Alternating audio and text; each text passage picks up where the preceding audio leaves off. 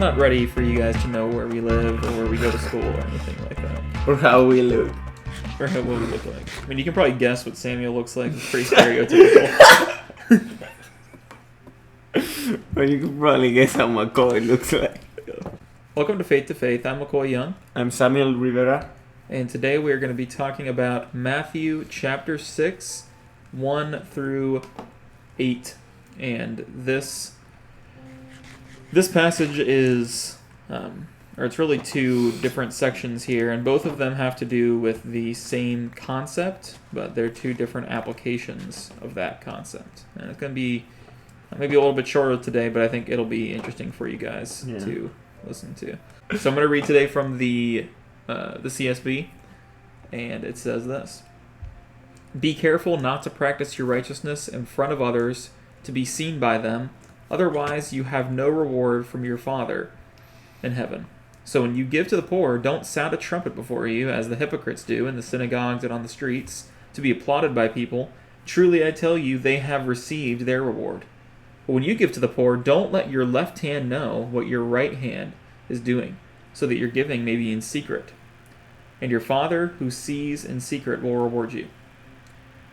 Whenever you pray, you must not be like the hypocrites, because they love to pray standing in the synagogues and on the street corners to be seen by people. But truly I tell you, they have their reward. When you pray, go into your private room, shut your door, and pray to your Father who is in secret. And your Father who sees in secret will reward you.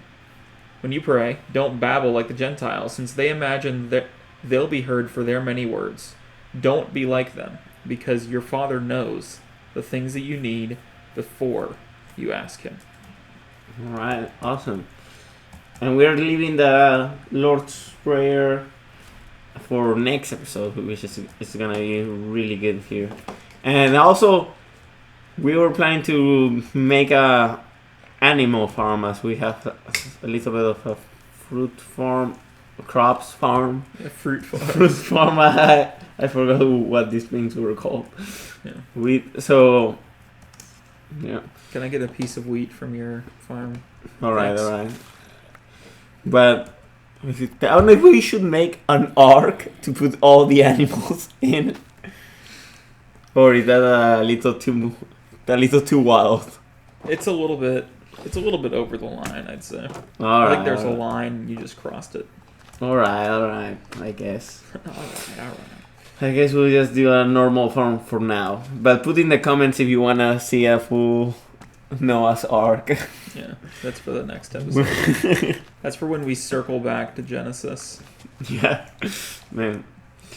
Anyway, so I think this passage is so simple, so clear, so logical, and yet so hard to follow. I mean, it's a crazy passage.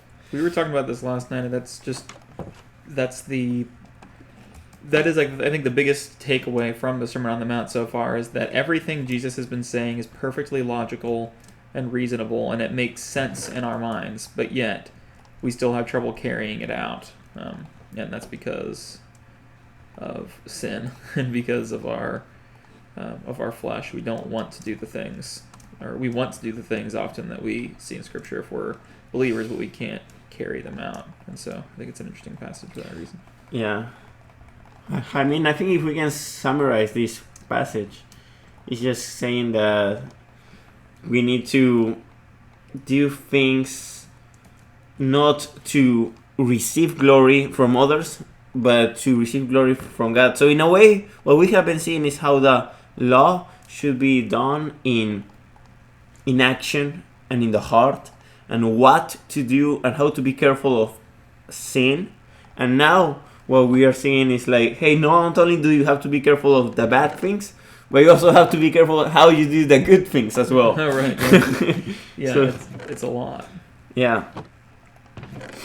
But I think it's super important, because it's not only...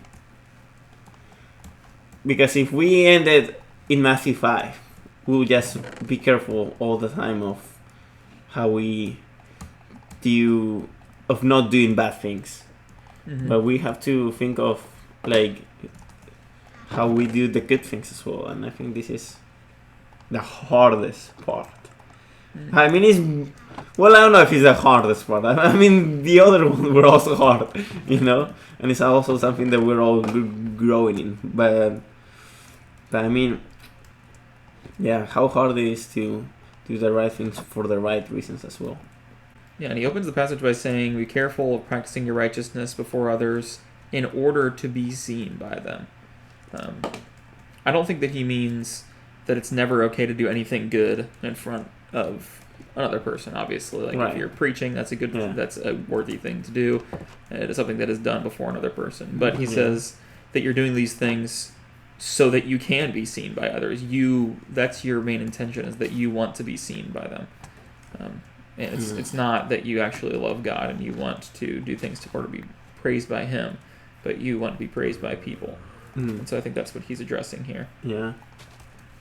And I think a good way, like if we look at our actions, we're always tempted to be like, oh, okay, you know, like I'm doing this because I love God.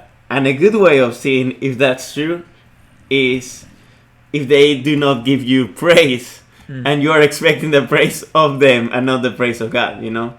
What Jesus goes on to say is like, you know, your heavenly Father will give you praise, and that will be your reward, which of course is much better than any praise by man, which is just fleeting, you know.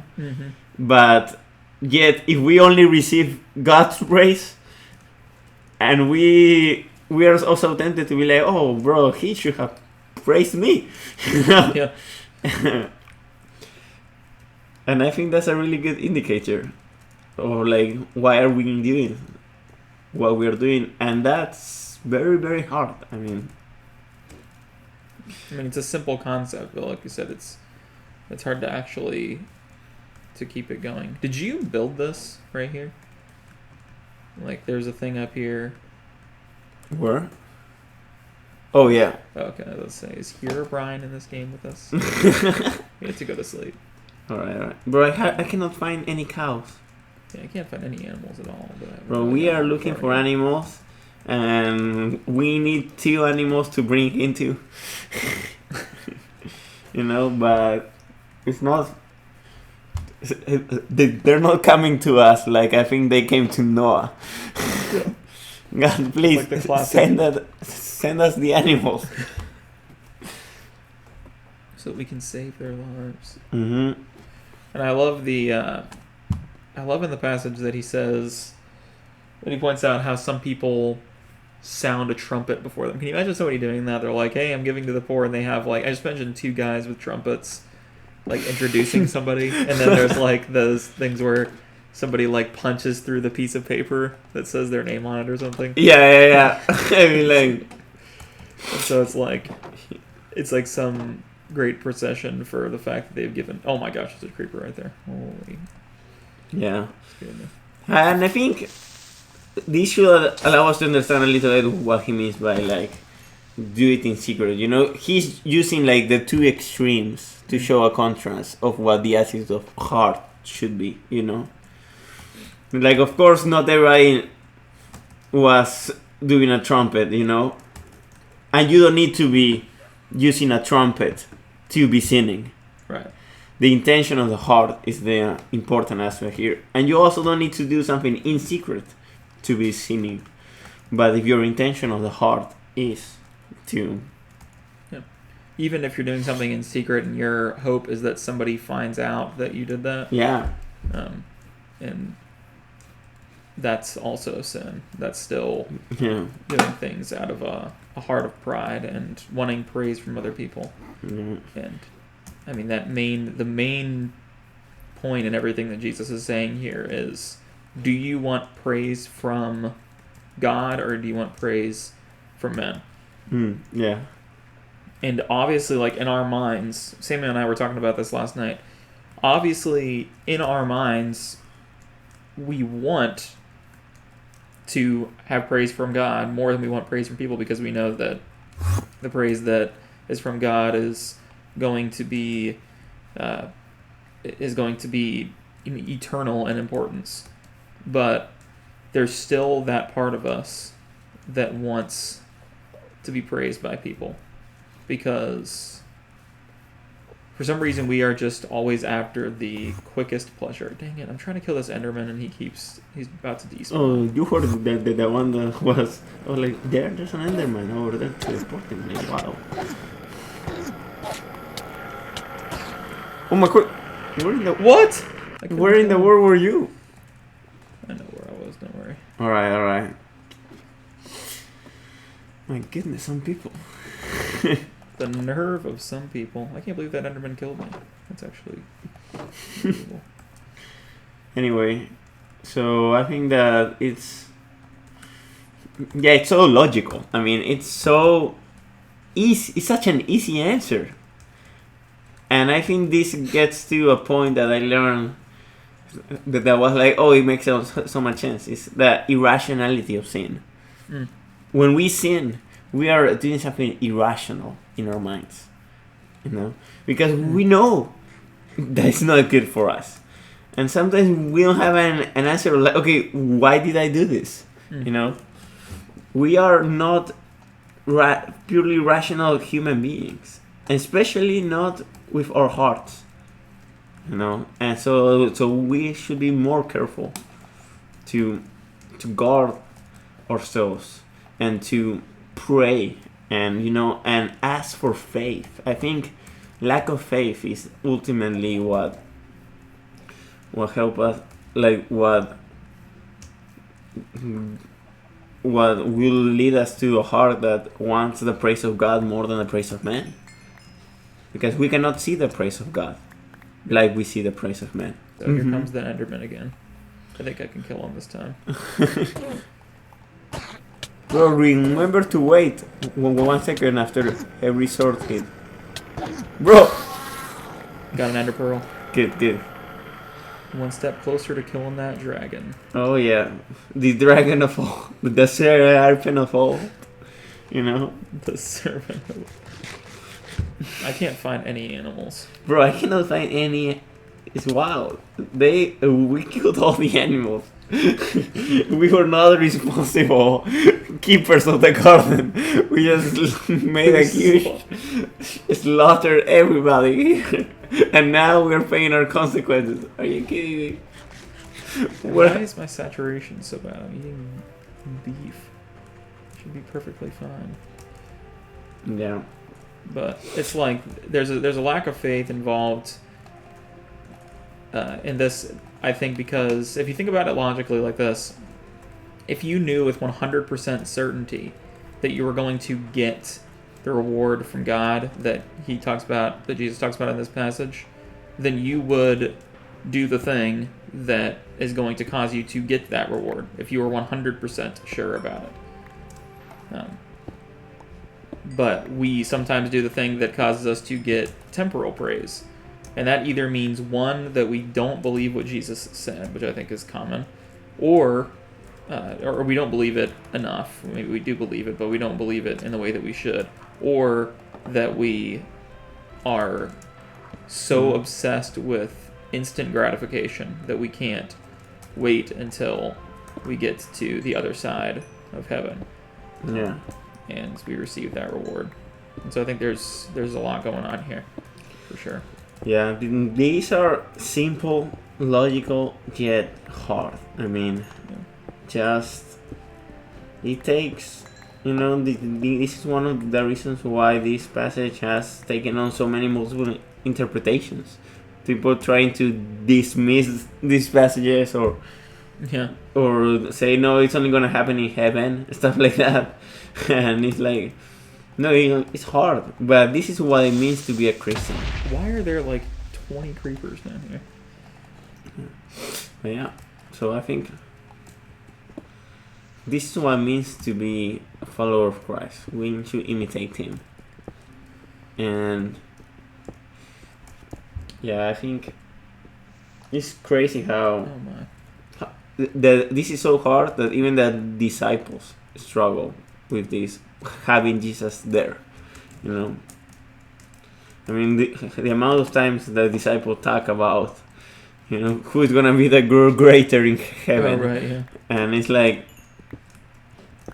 you have Jesus there who humbled himself. Yeah, like, and he's next to you. Yeah. And It's just kind of. I think that we can relate to that a little bit because I think most of us would be that person that would be like, "Hey, who's the best? Who's the greatest? Can I sit at your right hand and your yeah. in your kingdom?" I think a lot of us would be that person, and so I think there's there should be recognition of the fact that we're often that person. And I love and getting back to the passage, I was thinking about the hyperbole that he uses. Don't even let your left hand know what your right hand is doing. It's obvious hyperbole. That's don't let anybody know what you're doing. Don't even think about it. Don't let be as anti pride as you can possibly be, so that your reward is with you're recognizing that your reward is with God and not with man. Yeah. And he wants us to go to an extreme, I think, in that sense. Yeah, not. Yeah. We ourselves should not care to see the good that we do, in a sense, right? Yeah, right. How much less the other do should we want others? Yeah. And that's a really good. Yeah. He just. Yeah, it's an amazing example. Now I find pigs. Sure. Where are you? I have no idea. I'm going back to you. I don't even know where I am.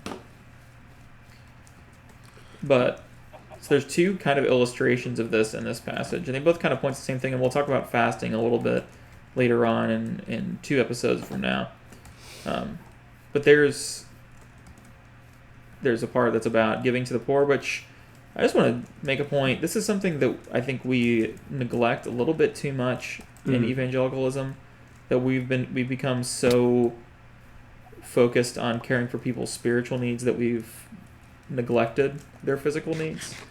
And I think there's a lot of churches out there that have done the opposite. They've thought too much about caring for people's physical needs that they forgot to care for their spiritual needs.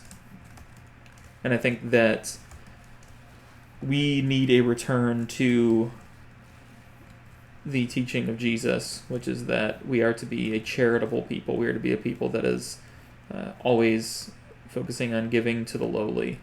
And I think we focus a lot on the gospel, which is good. I mean, we shouldn't stop focusing on that, obviously. But part of being kingdom citizens, according to this passage, is regularly giving to the poor. Yeah. And it reflects well on God, obviously. Yeah. Dude, it's about to be dark, and I don't know where I am. Well, where are you? I'm right near you. Do you know where you are? Yeah. Okay, good. I'm where I'm standing. I know where I am. I'm like right next to a birch tree and to an oak tree. Dude. No, I'm kidding, bro. The house is over there. There, Okay. here. Where? To where I'm going now. I cannot believe there are not a single cow. No. I found a pig, but I didn't bring him with me because I just wanted to get home. No. There were ways to go. We want the cow. We want a fat cow. We need to go find like a monster. You know what? No, I was gonna learn. I just learn a new English word. Oh, really? What is it? Heifer. Oh, really? Yeah. Honestly, I learned that word recently too, like in the last couple of years. So apparently that's what the Bible uses for cow in the book of Judges. Mm. Also, you might all know that now, after many episodes, I have learned how to pronounce the word judges a little better. Yeah. Apparently, I got heavily criticized, not by my, not by the subscribers because they are very loyal, very kind, Oh gosh. but by McCoy, by my girlfriend. This is really bad. Really bad. What happened? There was a spider in your whatever it's called, the Farm? Yeah, the farm. And Bro, I that's a creeper. agitated him, and there's multiple creepers all around everywhere. Why did you make the entrance to your house so hard? Don't worry, I can enter from the back. It's gonna work. Don't worry. Oh, that's true. That's true. Yeah. All right. All right. Man, Getting such inside. a parkour Go. master. But anyway, I have been practicing my Your J sounds. J's. Yeah.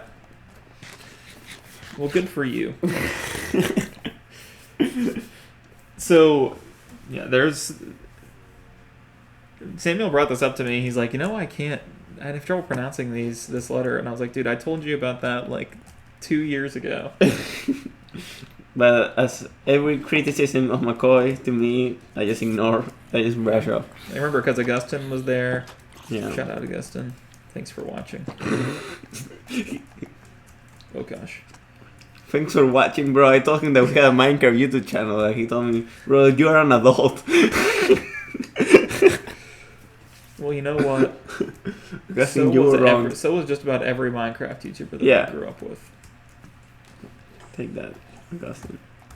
Oh my gosh. Dude, there's a huge cave in here. Is this one we had before? That we No, visited? I just found out about that a couple minutes ago, too. I was like, oh my goodness.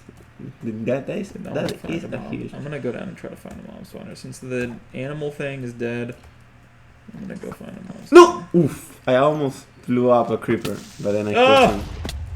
Stupid thing. Stupid. Don't call things... Don't call your brother stupid. Dude, it's lagging now, and this creeper is getting so close. I don't even know where he is. Gosh. Alright, let's... What were we even talking about? Well, let's start talking about prayer also in this Yeah. passage. And it's the same principle, really.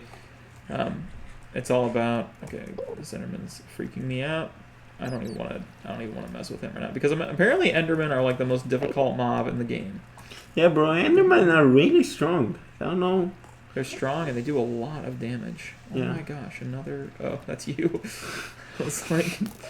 supposed to be like, dude, another one? Bro, it's zombie with iron armor. Oh, really? No, it's me. Oh, I thought you were saying this. I don't think they do that anymore, do they? I think they might. Subscribers, let us know. There was a subscriber that mentioned the lodestone thing to us. Maybe they'll answer our question again. Do zombies still spawn with iron armor sometimes? Oh, he's mad. He's mad. He's very mad. No, my goodness. God, where are you? Dude, I can't.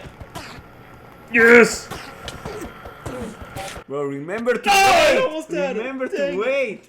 Dude, I had him. I couldn't wait. He was too strong, bro. No, but if you hit him like 5 times without waiting a second, Dude. it's gonna take you... It's gonna be worse for you, McCoy. It's better to be patient. Alright, Alright, I'm McCoy. coming back. I'm gonna kill him for you. No, don't kill him. He's my friend. He killed you, bro. You have to get better friends. That's a toxic friend. Yeah. Hey, I got an I think ender that's how pearl. I think that's actually when you know usually when your friend is toxic Yeah. is when he kills you. If he kills you, like, get out of that relationship, bro. Exactly. It's not doing you well. Right. It's harming you. It's very, very harming. No, bro, I killed the ender and this is mine. Stuff. Get your own. Stupid spiders. Alright, speaking about prayer. Yeah, so prayer is another. I think this is one that we act out a lot more in society today, is we try not to pray in public as often. I think most of the time when people pray, they're out and about sometimes, but they're not like in praying in a way that's obvious, or they're praying in their room. I think this teaching of Jesus has taken hold in our society a lot more. I think because it's easier, because in our society at least, because prayer is not as praiseworthy in our society as giving to the poor is. So I think that's part of the reason as well. But apparently people at the time were really into praying in the synagogues and in the streets, on the street corners, in order to be seen by others, which is really, there's a little bit of humor involved in here. Can you imagine somebody just like praying super loudly on the street corner for everybody to hear? Like how annoying that would be. Yeah. It's like, dude, come on, grow up. Act like an adult now. Yeah. But I think a way that this can occur in our society is that people like use certain words in their prayer. And not that's not a bad thing, because we want to be instructive in our way of praying. so that others like learn how to pray, especially in church. Like if you're praying in church, you want to teach also how to pray Yeah. while you're praying. But if somebody like start thinking that somebody else's prayer is less or makes them feel like it's less because it doesn't have like theological terms, which can happen, especially in like theological environments like church or seminary or stuff or places like this, you know. Any Calvinistic Bible study, if you don't use the word sovereign in the prayer, then you're immediately, not as Any spiritual. cage state Calvinist, you know. And if you're in a charismatic circle, if you don't say the word fire or the word, what were you going to say? Or a lot, or any other word in a language that you don't understand. But these guys were known for doing this, and I think it's the same principle, right? I mean, it's all about they're doing it to be praised by others. Their goal is not to, they're not sitting down for a meal at a restaurant and they're not praying to bless the food. They're praying out in the street corner so that other people will say, man, look at how righteous that guy is. Yeah. Look at how righteous those Pharisees are. They're so righteous, so much more righteous than me. And, it's okay if somebody thinks that, but the intention behind what these Pharisees, presumably, and these other groups of religious hypocrites were doing was that they were doing it for that very reason. They wanted people to say, man, look how righteous that guy is. And Jesus is condemning that specifically here, I think. And I think the way that Jesus is condemning this is just beautiful. I mean, like, he said, okay, and they have their reward. Like, people do think they are righteous, but what's the purpose of what the reward should you want from prayer? Yeah. You want God to hear you, you want God to answer your prayer, right? And what they are getting is men thinking that they are good. I mean, that does nothing. Yeah, that's such a terrible reward compared to getting eternal life from God. And, yeah, and even like God hearing your prayers and answering them. I think that's what should motivate us to prayer. That God hears us. But he says if we do it with the intention of other hearing us, then we'll get what we want. Yeah, that's actually a really good point. They get exactly what they want. They get other people hearing them, or other people praising them, and that's it. Oh my gosh. Are you kidding me? Yeah. Well, I found 2 diamonds. Oh, you did? Yeah.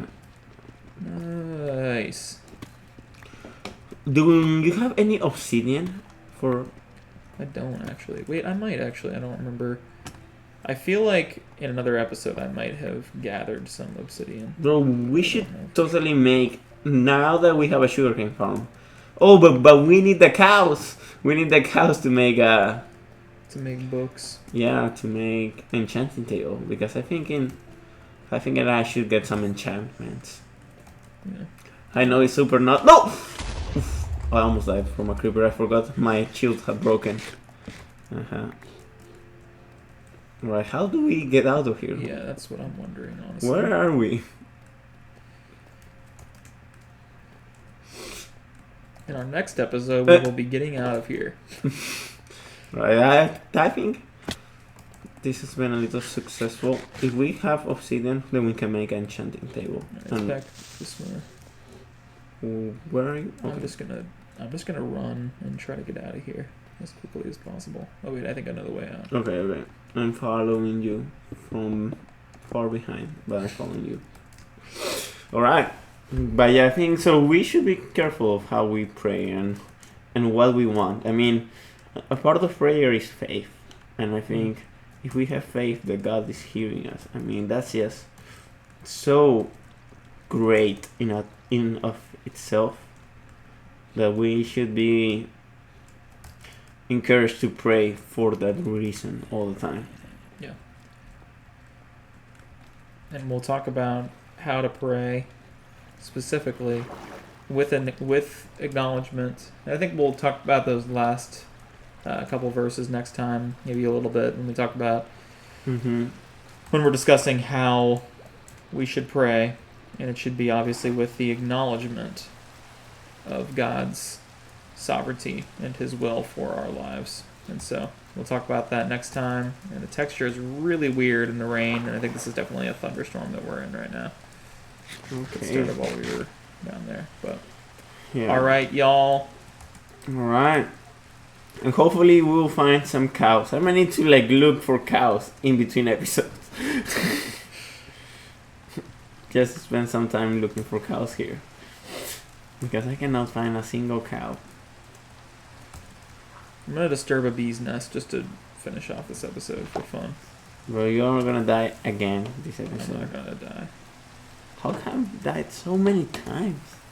Ah, the bees. The bees are strong. They don't know the weak at all. Yeah, they can't get me while I'm asleep. That's what you think, bro. I remember when I was like 15 one time, I was talking to my dad and I was like, it would be really cool if there was a movie about a villain that he could only kill you in your dreams. Bro, And my dad was like, that's the most That's- disturbing thing. he's like, that's Nightmare on Elm Street. And I was like, I literally thought I came up with that. I'd heard of Freddy Krueger before, but I didn't know that's what he was known for. No, really? Yeah, so I was like, I thought I had just come up with the coolest movie idea. And then I realized that it already existed. Yeah. And I think that's a great place to leave off today, guys. We'll see you next time. Alright. Well, I just got enough seats to finish this form. Alrighty.